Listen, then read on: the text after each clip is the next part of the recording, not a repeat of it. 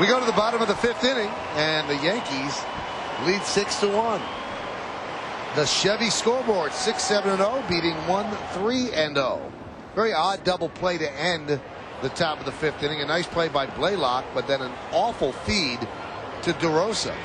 Big crowd on hand here at Ameriquest. They have huge concourses in this stadium. Plenty of buying points, a lot of concession stands. Here's Brad Wilkerson. And the pitch is fouled away. They also have a museum out towards right center field with a lot of baseball memorabilia on hand to entertain the fans. This is quite an improvement over the last ballpark they had here. Anything would have been an improvement. Really, seriously, Williamsport would be an improvement. That's a Little League field. That was an awful ballpark, and now it's a parking lot.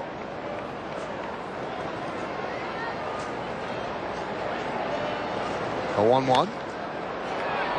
Fly ball left field. Crosby's there. One away. Well, last night it was a 5-run outburst for the Yankees in the 6th inning that gave them a lead that was insurmountable on the way to a 6-1 win.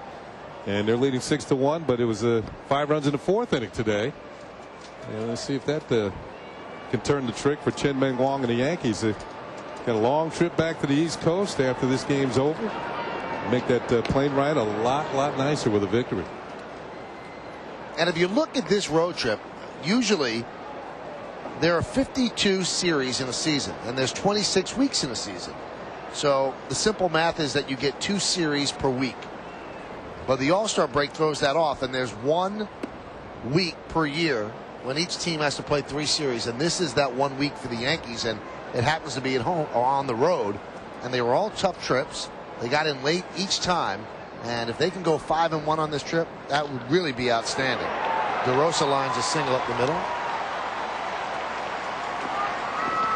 Every time a Yankees pitcher strikes out an opposing batter, the Tri-State Hyundai dealers will make a donation to the Hope and Heroes Children's Cancer Fund and the Morgan Stanley Children's Hospital of New York Presbyterian. If you would like to contribute, along with the Tri-State Hyundai dealers, call 212-305-1420. You can't get too comfortable at 6-1, though, against the Rangers. They have an explosive offense, and it used to be said about Fenway Park. No game's ever over at Fenway Park. I think you could say the same thing about Ameriquest Field.